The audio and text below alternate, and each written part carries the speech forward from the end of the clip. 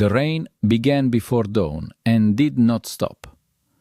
By the time the funeral reached the cemetery in Chernivtsi, the path between the graves had turned into dark ribbons of mud. Umbrellas bloomed everywhere like dull black flowers. Shoes sank into the wet ground. The wind smelled of thawing soil and cold iron. Allah stood beside the fresh mound of earth and tried to feel something. Grief, rage, relief. But inside her there was only a numb, hollow quiet. The wooden cross above the grave still smelled of raw pine. A small metal plate had already been nailed to it. Bohdan Kovalchuk, her husband. 12 years of marriage reduced to a name and 2 dates. Voices murmured behind her. Colleagues from the logistics company, distant relatives, neighbors. Someone coughed. Someone whispered condolences that blurred into the steady drumming of rain on umbrellas. Allah kept her back straight. She had learned long ago that people watched widows carefully. They measured every movement, how long she cried, how she stood, whether her voice trembled. So she did not cry. "You're standing in my place." The voice was quiet, but sharp enough to cut through the murmur of the crowd. Allah slowly turned. A younger woman stood a few steps away. Her dark hair was slicked back from the rain, strands clinging to pale cheeks. In her hands she held 2 red carnations. They looked absurdly small against the expensive wreaths sent by business partners. The woman did not carry an umbrella. Rain slid down her face as if she did not notice it. "This is my husband's funeral," Allah said evenly. The stranger studied her with tired, steady eyes. "I know who you are, Allah." She stepped closer, too close. Allah caught the scent of her perfume, sweet, heavy, unfamiliar. "My name is Marina," the woman said, "and for the last 10 years, Bohdan came home to me." The words fell without drama, almost casually, yet they struck with the weight of a concrete slab. For a moment the world seemed to tilt. 10 years. Allah's mind moved quickly, mechanically, counting back through the calendar of their marriage. Business trips to Kiev, late meetings, fishing weekends with friends. All those empty evenings had a name now. Marina. Allah did not scream. She did not slap the woman. Instead, she felt cold creep upward from her wet shoes, climbing slowly through her body like freezing water. "You've mistaken the place for your fantasies," Allah said, her voice turning brittle. "Leave before I ask security to remove you." Marina did not move. "He has a burn scar on his left shoulder," she said quietly, "from when he was a child at the dacha."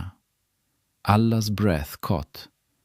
"He hates boiled onions, drinks coffee only with cold milk, and when he lies," Marina touched the bridge of her nose, "he rubs it like this."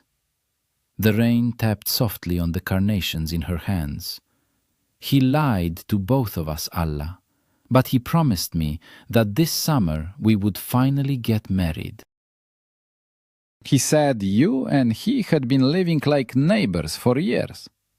The cemetery blurred. Around them people shifted awkwardly, pretending not to listen. Allah forced her shoulders back. No one would see her break.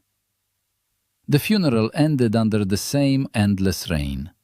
Hands were shaken, condolences exchanged, umbrellas closed. But even as the crowd slowly disappeared through the iron gates, Allah kept seeing Marina standing nearby like a shadow that refused to fade. 2 days later, the silence of the apartment on Kobolyanska Street became unbearable. Bohdan's watch still lay on the bedside table. His scent still lingered on the pillow.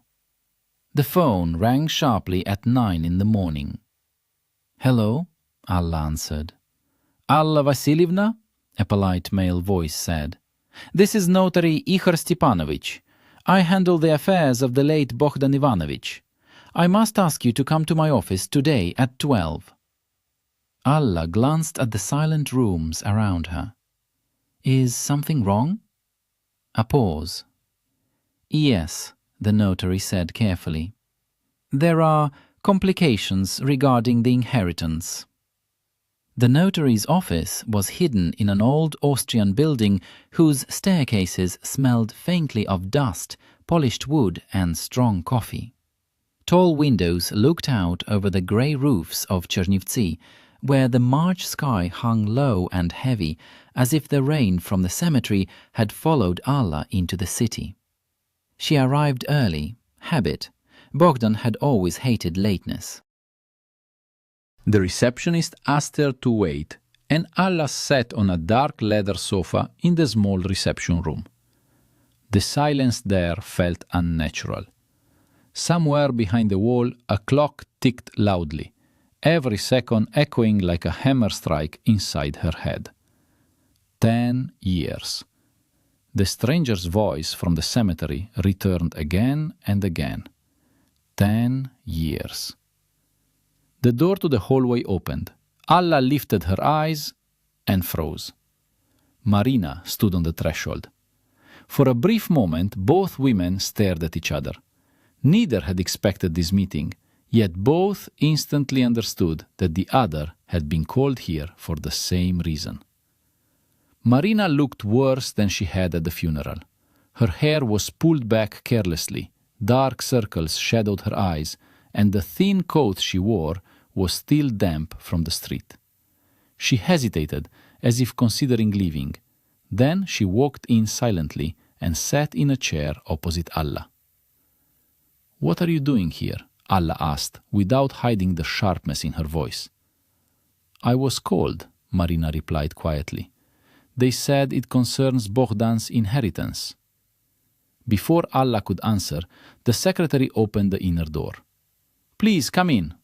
The notary, Ihor Stepanovich, was a careful, tired-looking man with grey hair and thick glasses. He sat behind a massive oak desk covered with papers. In front of him lay a large grey folder. When he saw both women enter together, he removed his glasses and sighed deeply. "Please sit down," he said. "It is better if you hear these at the same time." "There is nothing to discuss," Alla said coldly, remaining perfectly straight in her chair. "I am Bogdan's legal wife." "Yes," the notary nodded slowly. "That is correct." He opened the folder. "However, Bogdan Ivanovich left a will, and in that document both of you are mentioned." Marina's head lifted sharply. Alla felt her fingers curl into her palms. "According to the will," the notary continued, "the main logistics company is transferred to you, Alla Vasilievna." He turned the page. "The subsidiary company responsible for spare parts distribution is transferred to Marina Oliekhivna." For a moment the room fell silent. Alla gave a short, bitter laugh. "How generous of him," she said, "dividing his business so elegantly between his wife and his lover." "I refuse," she added immediately. "I will challenge this will." "I strongly recommend you listen further before making decisions," the notary replied quietly. He placed both hands on the grey folder. "The companies are not the only matter involved here." Something in his voice made both women stiffen. "The majority of these documents," he said, "concern debts." Outside, a trolley bus rumbled over the cobblestones. "What debts?" Marina whispered. "The business has been effectively bankrupt for the last 3 years," the notary answered. "Loans were taken to cover previous loans.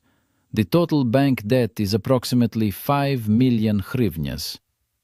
Alla stared at him. "That's impossible." "He said the company was expanding." "Yes," the man said gently. "He said many things. He hesitated. There is another matter. 8 months ago, Bogdan Ivanovich took a private loan. How much? Alla asked. The notary looked down at the paper. $3 million. Both women went pale. And unfortunately, he added quietly, the guarantees for that loan include your apartment on Kabelyanska Street, Alla Vasilievna. Alla felt the room tilt. And you, Marina Alekhivna, the notary continued, are registered as director of the subsidiary firm. A separate loan was issued in its name under the collateral of land belonging to your parents. That's impossible, Marina whispered. That's a lie, Alla said sharply. I never signed anything. The signatures may be forged, the notary said calmly, but proving that will take time. And the people who lent those $3 million, he added slowly, are not known for patience. The silence in the office became thick and suffocating. What happens, Marina asked faintly, if we refuse the inheritance? The notary folded his hands. In that case, the property will go to the creditors. He paused. But I must warn you, private creditors rarely resolve such matters through courts. The silence after the notary's last words felt heavier than the rain-soaked soil of the cemetery. For several seconds, neither woman spoke. Alla stared at the grey folder on the desk, as if the papers inside might suddenly disappear. 5 million hryvnias. $3 million. The numbers circled in her head, enormous and unreal, like figures from someone else's nightmare. Marina was the first to break. There must be a mistake, she said weakly. Bogdan said the company was growing. He talked about buying new trucks. The notary shook his head. Financial documents rarely lie. Alla slowly stood up from the chair. You're saying my apartment is collateral for a loan I never agreed to? Yes, the notary replied calmly. Your signature appears on the guarantee contract. That signature is fake. That is possible, he said, but until it is proven in court, the document is legally valid. The room suddenly felt airless. And the $3 million? Marina asked quietly. The notary adjusted his glasses again. That money was borrowed privately from individuals who do not usually resolve financial disputes through legal channels. A faint tremor passed through Marina's hands. You mean criminals, she said. I did not say that, the notary replied carefully. But you thought it, Alla said. The old man did not argue. Outside the window, the clouds were moving fast across the sky, casting restless shadows over the rooftops of Chernivtsi. What if we simply walk away from everything? Marina asked. Refuse the inheritance and the companies? The notary sighed again. In that case, the official assets will be seized by banks. Your apartment and the land owned by your parents may partially cover the debts. Partially? Marina whispered. Yes. He paused before adding the last sentence. The remaining amount will still be demanded. By whom? The notary closed the folder. The people who lent him $3 million. For the first time since entering the office, Alla felt real fear. It crawled slowly along her spine. And how long do we have? She asked. The notary hesitated. I received a call yesterday from a man asking about Bogdan Ivanovich's estate. He did not introduce himself, but he seemed very informed. What did he want? To know when the inheritance would be opened.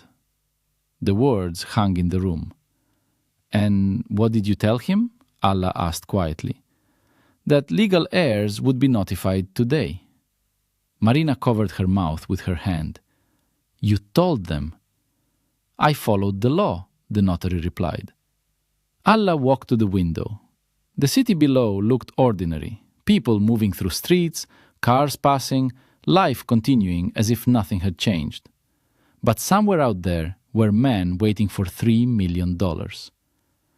Is there any chance the money still exists? She asked without turning. Meaning? If Bogdan borrowed it, maybe he invested it somewhere.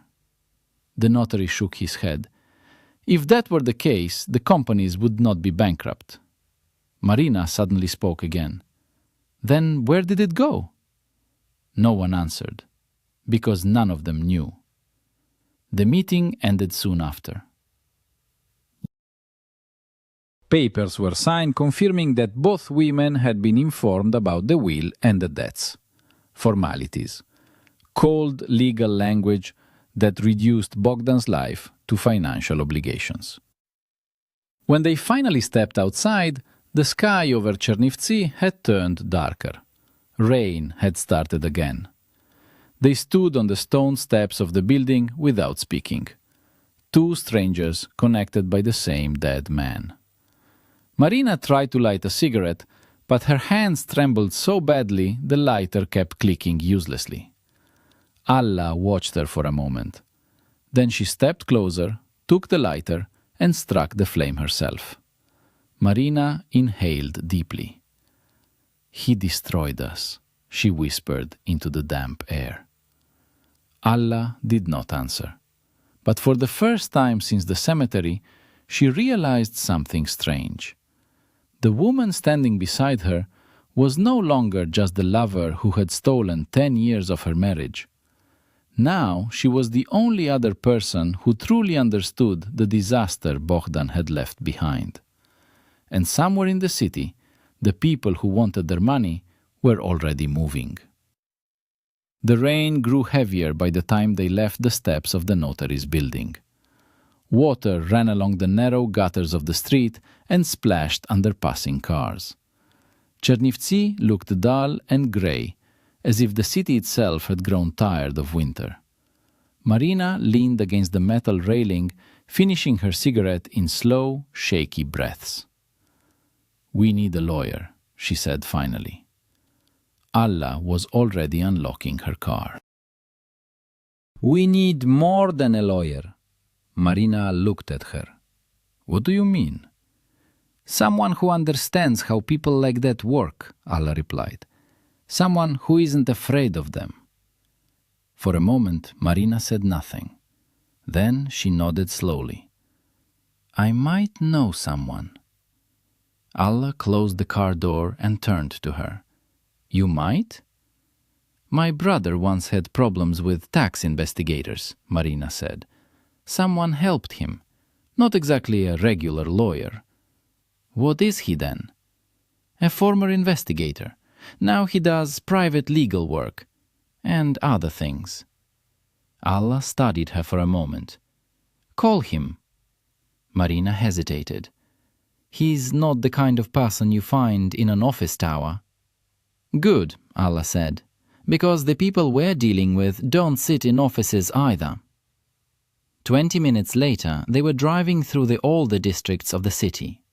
The streets narrowed, the buildings became older, and the sidewalks were cracked and uneven. Marina guided the way quietly. "Turn here."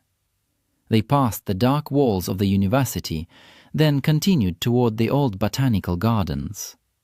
The road ended near a rusted iron gate and a cluster of half-abandoned greenhouses. Alla slowed the car. "This place looks closed." "It is," Marina said, "at least officially." They stepped out into the wet air. The garden smelled of damp soil and rotting leaves. Somewhere inside the broken glass structures, water dripped steadily. Marina pushed open the heavy door of one greenhouse. Warm, humid air rolled toward them. Inside, tall ferns and thick tropical plants grew in wild green layers under the glass roof. Rain hammered softly above them, the sound echoing through the metal frame. At the center of the greenhouse stood a wooden table cluttered with papers, a laptop, and several empty coffee cups. A man sat behind it. He looked up slowly when they approached. He was around 40, tall, with broad shoulders and sharp features. His dark eyes studied them without curiosity, as if he had already expected their arrival. "Marina," he said kindly. His voice carried easily through the humid air. "You finally decided to visit?" Marina stopped beside the table. "I wouldn't come unless it was serious." His gaze shifted to Alla. "And this must be the wife." Alla felt a chill despite the warm greenhouse. "I'm Alla Kovalchuk," she said. "My husband died 3 days ago." "Yes," the man replied. "I read about it this morning." He leaned back slightly in his chair. "Nazar Koval," he introduced himself. "Tell me why 2 women connected to the same dead man are standing in my greenhouse." Alla didn't sit. "My husband borrowed $3 million from dangerous people," she said. "Now they expect us to pay it." Nazar's expression didn't change. "And?" "The companies he left behind are bankrupt. The documents with our signatures might be forged, and we have no idea where the money went." For a moment, the only sound in the greenhouse was the rain tapping against glass. Nazar slowly picked up a lighter from the table and turned it in his fingers. $3 million, he repeated quietly. "Yes." "Cash?" "Yes." He nodded once. Then he looked directly at Alla. "Do you know the name Taras Zavyalov?" Marina inhaled sharply. Alla felt the blood drain from her face. "No," she said carefully. "You should," Nazar replied. "Because if Bogdan borrowed money from Zavyalov," he said, placing the lighter back on the table, "then you're not dealing with debt collectors." He leaned forward slightly. "You're dealing with the most patient predator in this city." The greenhouse suddenly felt colder. "And predators," Nazar added calmly, "never forget their prey." The rain on the greenhouse roof slowed to a dull, irregular tapping, but inside the air felt heavier with every passing minute. Marina lowered herself into the wooden chair beside the table. Her hands were clasped so tightly her knuckles had turned white. "Then we're already dead," she said quietly. Nazar shook his head once. "If Zavyalov wanted you dead," he said calmly, "you wouldn't be sitting here." Alla remained standing. The damp heat of the greenhouse clung to her skin, but she felt cold. "What does he want, then?" "The same thing everyone like him wants," Nazar replied. "His money." He opened the laptop and began typing quickly. The screen reflected faint green light from the surrounding plants. $3 million doesn't vanish," he continued. "Your husband either hid it, invested it somewhere secret, or passed it to someone else." "He didn't invest it in the business," Alla said. "The notary confirmed that." "Exactly." Nazar stopped typing and looked at her. "So the question becomes very simple. Where did Bogdan hide the money?" Marina laughed quietly, but there was no humor in the sound. "If we knew that, we wouldn't be here." Nazar leaned back. "You both knew him in different ways. One of you had his public life, the other had the private one." His gaze moved from Alla to Marina. "Between the two of you, the truth is probably hiding somewhere in the middle." Silence returned. Alla tried to remember the last year of her marriage. Bogdan coming home late, long phone calls he took on the balcony, a few strange cash withdrawals she had once noticed but never questioned. Trust had made her blind. Marina spoke suddenly. "There was something," she said. Both Nazar and Alla looked at her. "About 2 months ago he came to my apartment very late at night. He was nervous, more than usual." "Nervous how?" Nazar asked. "He kept checking his phone," Marina said, "like he was waiting for someone, and he kept touching his jacket pocket." "Did he say anything?" He said if something ever happened to him, I should remember the number 17. Nazar frowned. 17? Yes. 17 what? I don't know, Marina whispered. Allah felt a strange flicker of recognition. Wait. Both of them turned to her. The safe deposit boxes, she said slowly. Bogdan once told me that if anything happened to him, the documents for the company were in a bank box. Nazar leaned forward immediately. Which bank? I don't remember exactly, but it wasn't in Chernivtsi. Marina's eyes widened. Ivano-Frankivsk. Allah looked at her. How do you know? He drove there twice last winter, Marina said. He told me it was business with suppliers. Nazar closed the laptop with a quiet snap. That's not a coincidence. For a moment, none of them spoke. Then Nazar stood up. If Bogdan placed the money in a bank deposit box, he said, we may still have a chance. A chance for what? Marina asked. To pay Zavyalov, Allah said quietly. Nazar nodded. Yes. He walked toward the greenhouse door and looked through the fogged glass. But we're running out of time. Why? Marina asked. Nazar turned back to them. Because men like Zavyalov don't wait long before introducing themselves. As if summoned by his words, the faint growl of a car engine echoed from somewhere beyond the iron gate of the botanical garden. Allah felt the air leave her lungs. Nazar listened for a moment, then he spoke calmly. They're early. Marina's voice trembled. Who? Nazar slipped a small black pistol from a drawer under the table and checked the magazine with practiced ease. Zavyalov's people. The engine outside stopped. Car doors slammed in the distance. Nazar looked at the two women. You have two choices, he said quietly. You can run and spend the rest of your lives hiding. He placed the pistol back under his jacket. Or we walk out there and start playing a much more dangerous game. For a moment, the greenhouse seemed to hold its breath. Through the fogged glass walls, Allah could see faint silhouettes moving near the iron gate of the botanical garden. Dark shapes against the grey evening sky. The crunch of gravel under heavy boots carried clearly through the wet air. Marina stood up so quickly the chair scraped loudly across the floor.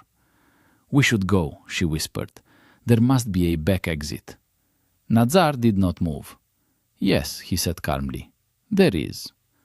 He walked to the side of the greenhouse and pushed open a narrow metal door, half hidden by climbing vines. A cold gust of rain-soaked air rushed inside. That path leads to the old service road, he explained. If you leave now, they won't see you. Marina turned toward it immediately, but Allah remained where she was. Running won't solve anything, she said quietly. Nazar studied her for a moment. You understand what happens if you stay? Yes. The truth had become strangely simple during the last hour. Bogdan's lies had already destroyed the life she once believed in. There was nothing left to protect except the future she would build herself. If the money is in that deposit box, she continued, then it's the only thing that can end this. Marina slowly turned back from the door. You're serious? Allah nodded. Yes. Nazar crossed his arms, watching both of them. Zavyalov will demand the full amount, he said. If the box contains less, he won't care about explanations. We still have to try, Allah replied. Outside, footsteps were approaching. 3 shadows appeared beyond the blurred glass. Marina's breathing quickened. Then we do it together, she said suddenly. Allah looked at her in surprise. After everything? She asked. Marina gave a tired, almost bitter smile. He lied to both of us for 10 years, she said. Seems fair that we fix his mess together. For the first time since the cemetery, something inside Allah softened. Not forgiveness, not friendship, but something close to understanding. Nazar glanced toward the door again. We're out of time. A loud knock echoed against the greenhouse glass. A man's voice followed, calm and confident. "Open up. We know you're inside." Nazar looked at the two women. This is the moment when most people panic. He stepped toward the door, but calm minds survive longer. Allah inhaled slowly and followed him. When Nazar opened the door, the rain swept inside, and three men stepped forward from the darkness. One of them smiled politely, as if they were old acquaintances meeting on the street. "Our boss would like to talk," he said. "Of course," Nazar replied easily. He gestured toward Allah. "The widow was just telling us the same thing." The man's eyes shifted to her. Allah met his gaze without lowering her own. "Take me to Zavyalov," she said. "We'll open the deposit box tomorrow." The man studied her face for several seconds. Then he nodded. "Good." As the man led them toward the waiting car beyond the garden gate, Allah glanced briefly at the cloudy night sky above Chernivtsi. Somewhere beyond the heavy clouds, the stars were still there, hidden but unchanged. And for the first time since Bogdan's funeral, she felt something that had been missing for days. Not fear, hope. Because sometimes the light that appears after darkness is not gentle. Sometimes it is the fierce, dangerous light of a new beginning.